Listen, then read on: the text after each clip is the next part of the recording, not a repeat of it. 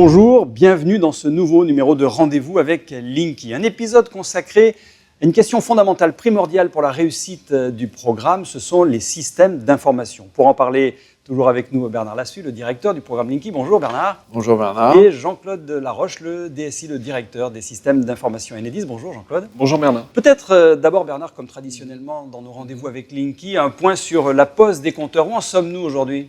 On est à peu près à 8 500 000 compteurs posés, 29 000 compteurs posés par jour.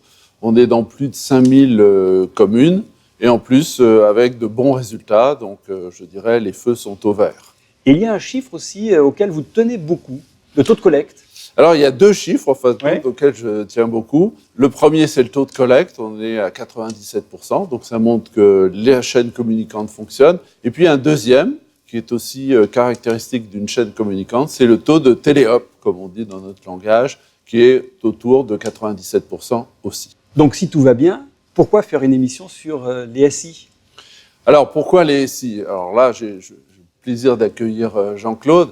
Pourquoi ? Parce que souvent les SI, c'est un peu les mal-aimés des organisations. Quand quelque chose ne tourne pas rond, c'est les SI.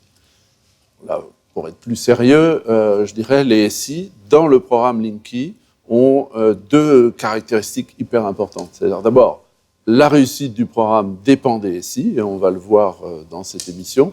Puis un deuxième aspect, c'est dans la réussite aussi et la performance de l'entreprise, eh bien les SI vont passer un petit peu d'une fonction de support à une fonction totalement intégrée dans le geste du distributeur dans l'exercice de notre service public. Et ce qui est important pour faire remonter autant de données, une masse aussi importante de données, c'est un pilotage d'une extrême précision, d'une fiabilité absolue. Découvrons ensemble avec ce premier reportage comment tout cela fonctionne.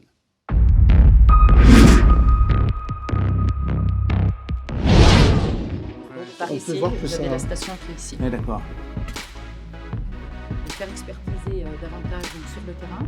Nous sommes ici à la supervision de la DRC rhodanien, donc qui est basée sur Lyon. Donc la première phase, c'est la phase de surveillance, être capable de s'assurer en permanence que le système fonctionne. Donc on reçoit tous les jours quelques indicateurs, l'indicateur fondamental étant la relève quotidienne des compteurs. Et à partir de ces éléments-là, on repart sur un système, identifier les compteurs qui fonctionnent mal et identifier les opérations que l'on doit faire à la suite. Donc il y a plusieurs niveaux. Le premier niveau, c'est à la suite de la relève, être capable d'identifier pour que l'équipement refonctionne. Donc là, finalement, il n'y a pas eu de prestation, il n'y a pas eu de demande. On fait juste une opération pour que le système soit à sa performance optimale. Dans d'autres situations, on va découvrir le dysfonctionnement suite à une demande d'un client. Donc dans un premier temps, on va essayer, quand c'est possible, de relancer la telle opération. Ce sera les équipes acheminement qui vont se charger de cette activité. Et puis si après plusieurs répétitions, il n'est pas possible de faire cette telle opération, des personnes d'Enedis vont se déplacer sur le terrain pour programmer le compteur, tout en respectant le délai des 24 heures pour réaliser la prestation. La supervision s'apparente tout à fait à une tour de contrôle, puisque c'est elle qui s'assure que le système Linky fonctionne en permanence de manière robuste. Et on peut tout à fait comparer cette supervision aux agences de conduite régionales, qui sont les tours de contrôle pour les réseaux moyenne tension. Ces images, en tout cas, confirment ce que vous disiez en introduction, Bernard Lassus, tout fonctionne bien. Oui, et grâce à trois choses notamment. Une première chose, c'est l'hypervision, qui pilote, qui exploite et améliore la performance de l'ensemble de cette chaîne très complexe. 6 supervisions, qui vont être beaucoup plus focalisées sur les activités dans les DR, et puis les DR en tant que tels qui interviennent sur le terrain pour améliorer au jour le jour la performance de cette chaîne communicante. Hypervision, supervision, ce sont des tours de contrôle en quelque sorte, on peut dire ça comme ça. Ce sont des tours de contrôle parce que le système est complexe et on a besoin d'un suivi, d'un pilotage très rigoureux. Jean-Claude Laroche, donc c'est très positif, cela fonctionne bien, mais le défi majeur maintenant, c'est que chaque jour, il y a davantage de compteurs. D'ailleurs, Bernard l'a dit, l'enjeu en réalité, c'est de bâtir un système qui fonctionne bien d'un bout à l'autre du système, c'est-à-dire depuis le comptage jusqu'à l'exploitation des données qui sont fournies par l'ensemble du système.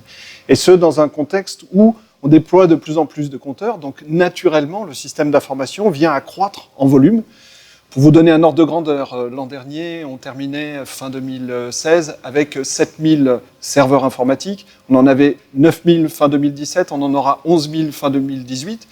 Il s'agit d'orchestrer le fonctionnement de tout cela pour que ça fonctionne correctement. Et évidemment, la cible, c'est les 35 millions de compteurs à l'arrivée. Comment on gère une telle volumétrie de données? Ça doit être compliqué. Bien, écoutez, le cœur du sujet, il porte sur nos infrastructures. Il s'agit pour nous d'être en capacité de fournir un certain nombre de services d'infrastructure, des machines, des réseaux, en nombre suffisant, de façon suffisamment rapide, et en assurant le bon fonctionnement, la robustesse de ce système et le bon fonctionnement de ses performances d'une façon générale. Donc, on a un enjeu de fiabilité, de disponibilité du système qui fait que nous y consacrons au sein de la DSI l'essentiel de notre effort. Et vous le disiez, il a fallu mettre en place des outils informatiques à la hauteur, inventer quasiment un nouveau mode de fonctionnement plus immédiat, plus souple. On va regarder ensemble comment.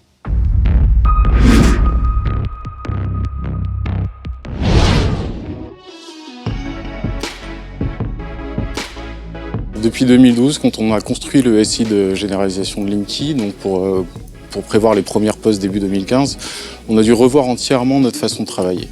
On ne pouvait pas construire Linky avec les enjeux de ce projet, avec des chiffres vertigineux, 35 millions de compteurs, 20 millions d'événements de supervision par jour. On ne pouvait pas le construire de manière traditionnelle. On avait besoin de trouver d'autres façons de travailler. On a mis en place de l'agilité pour construire souvent, vite, par petits pas, pour maîtriser ce système et le construire de manière incrémentale, pour qu'il soit le plus efficient possible lorsqu'on le mettait en production. Traditionnellement, dans le SI, on met en production nos développements 1 à 2 fois par an. Sur Linky, on a pris la décision de le mettre en production 1 fois par semaine. Ça change tout, toute notre façon de travailler, toute notre façon de concevoir notre SI, avec beaucoup plus d'automatisation, beaucoup plus d'expertise. Donc il a fallu embarquer vraiment l'opérateur et les équipes de Aude avec nous sur la transformation de la façon de travailler pour eux aussi.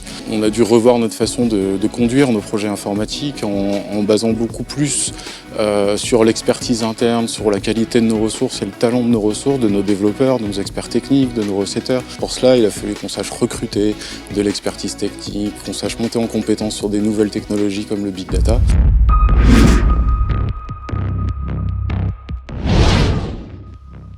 Il a été beaucoup question dans ce reportage d'agilité, Jean-Claude Laroche. Pouvez-vous nous en dire un petit peu plus sur ce mode agile? Écoutez, le mode agile, il est très à la mode aujourd'hui. En fait, de quoi s'agit-il? Il s'agit simplement de développer ou faire évoluer des systèmes d'information plus vite que ce qu'on faisait précédemment. C'est-à-dire d'être capable de mettre en production et d'offrir aux utilisateurs des fonctionnalités avec des rythmes de fourniture de ces fonctionnalités qui sont de l'ordre du mois ou mettons tous les 2 mois, tout dépend de... Des cycles courts, en quelque sorte. Voilà, des cycles courts. Ce que nous ne faisions pas jusqu'à présent, nous étions plutôt dans des cycles, ce qu'on appelle les traditionnels cycles en V de développement des systèmes d'information, où on part de l'expression de besoin, on fait des développements longs, puis ensuite on fait des mises en production bien plus tard.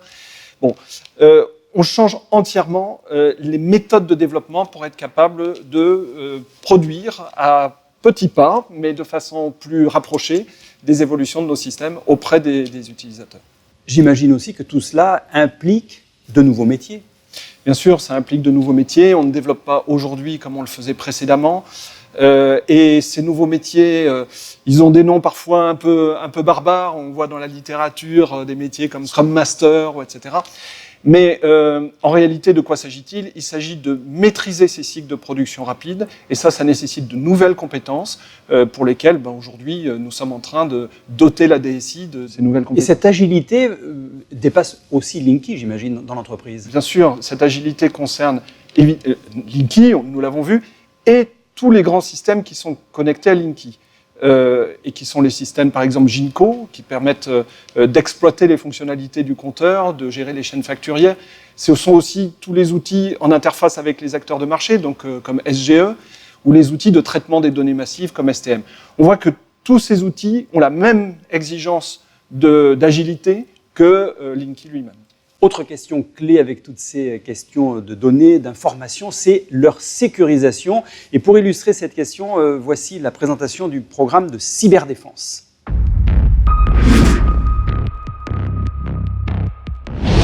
Des cyberpirates se sont introduits dans des systèmes d'ordinateurs et bloquent l'accès à des données stratégiques. L'Ukraine en état d'alerte informatique. Vers 22h hier, tous les écrans de TV5 Monde ont viré au noir. Tout cela à cause d'un piratage informatique. Actuellement, de grandes entreprises font face à des cyberattaques d'une ampleur sans précédent et Enedis en fait partie. Donc on se doit de mettre en place les moyens nécessaires pour se protéger. Ce qui existe déjà. Les entreprises qui ont été attaquées récemment comme TV5, la SNCF ou un distributeur d'électricité en Ukraine avaient des systèmes de cyberprotection. On voit très bien que ça ne suffit plus. Il faut mettre en place des systèmes de cyberdéfense. Pour Linky, ce système-là s'appelle SmartGuard. Un SmartGuard, ça sert à une équipe d'analystes en cybersécurité de pouvoir, comme dans un cockpit, rechercher proactivement des vulnérabilités, des menaces, ensuite de les analyser et d'une manière automatique pour ensuite gérer un potentiel incident. Et l'intérêt principal de cet outil, c'est qu'il apprend au fur et à mesure et donc on peut capitaliser sur des incidents ou des menaces qu'on aurait déjà subies. On avait en cybersécurité une échéance forte, c'était l'atteinte des 3 millions de compteurs. Ce risque de déstabilisation des réseaux a été vu en étroite collaboration avec l'Agence nationale de la sécurité des systèmes d'information, l'ANSSI, qui nous a fait des préconisations, des recommandations pour mettre en sécurité le système Linky. On a mis beaucoup de sécurité dans le concentrateur, on a mis en place des chiffrements entre les compteurs et les concentrateurs pour qu'on évite toute attaque et toute récupération de données. Et tout cela est supervisé et contrôlé par l'outil SmartGuard.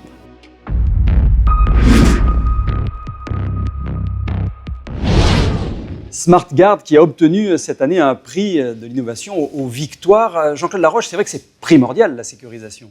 Absolument. En réalité, ce qui est attendu d'Enedis, c'est d'être un partenaire de confiance, aussi bien dans la manière dont il traite les données, qui sont les données de ses clients, que la façon dont il gère son réseau.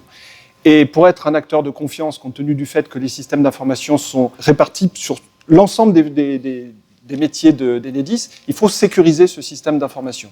Ce qui veut dire être capable de le protéger, d'être capable de le surveiller et d'être capable de remédier à d'éventuels problèmes. C'est tout l'objet des actions que nous menons dans le domaine de la cybersécurité, qui sont des actions dans lesquelles progressivement nous améliorons la façon dont nous sécurisons ce système d'information et nous ne le faisons pas seuls, puisque nous le faisons en étroite coopération avec notre autorité de contrôle, qui est l'Agence nationale de sécurité des systèmes d'information, l'ANSSI, avec qui nous travaillons au quotidien, aussi bien d'ailleurs Bernard que nous-mêmes du côté de la DSI, pour être capable d'avoir un système d'information fiable et sûr. À quoi servent toutes ces données qui vont remonter, parce que c'est une masse très importante de données de chaque compteur, à quoi tout cela va-t-il servir ? Dans le fond, ces données, elles peuvent servir à 4 acteurs finalement. Alors évidemment nos clients, pour être capables par exemple de mieux maîtriser leur consommation, des acteurs de marché, puisque demain nous offrirons des services dans le domaine par exemple de l'autoconsommation collective ou dans le domaine de la recharge des véhicules électriques, et qui seront rendus possibles parce qu'on dispose de ces données, notamment apportées donc par le système Linky. Les collectivités territoriales aussi qui ont besoin de données dans la maîtrise de leur politique énergétique, et le dernier mais non le moindre, nos acteurs qui exploitent et qui maintiennent le réseau, parce que ces données leur permettront d'avoir une bien meilleure connaissance de ce qui se passe sur le réseau et donc de pouvoir assurer leurs gestes métiers, leurs gestes techniques d'une manière meilleure que ce qui pouvait être fait jusqu'à présent. En cas de problème, on peut aller plus vite, les aléas climatiques, on peut mieux gérer tout ce qui se passe, c'est un peu l'importance aussi. Absolument, on dispose de beaucoup plus de données et ces données sont exploitables par les acteurs de terrain et les acteurs qui aujourd'hui exploitent et maintiennent notre réseau. 2018 est en tout cas bien engagé maintenant, Bernard Lassus. Quel est l'enjeu ou quels sont les enjeux majeurs pour Linky pour cette année ? On a défini 4 enjeux. Un premier enjeu de trajectoire. On doit finir à 16 millions de compteurs installés sur le terrain et ceci en toute sécurité. C'est le premier enjeu. Le deuxième enjeu, c'est la qualité des services que l'on doit rendre au travers de cette chaîne communicante pour tous les acteurs du système électrique. Le troisième enjeu est un enjeu, je dirais, interne. C'est comment les salariés de l'entreprise vont intégrer Linky dans leurs gestes professionnels. Et puis le quatrième est un enjeu de fiabilisation, de scalabilité, c'est-à-dire comment on assure la qualité de la chaîne et la performance de cette chaîne communicante au fur et à mesure des compteurs installés, et puis la cybersécurité. Une année donc riche pour tous les acteurs et les partenaires autour de Linky, mais c'était important de faire un focus sur ces systèmes d'information. Merci en tout cas, messieurs, Bernard Lassus, directeur du programme Linky, et Jean-Claude Laroche, le DSI d'Enedis. Et merci à vous de votre fidélité et de votre attention. On se retrouve très bientôt pour un prochain rendez-vous avec Linky.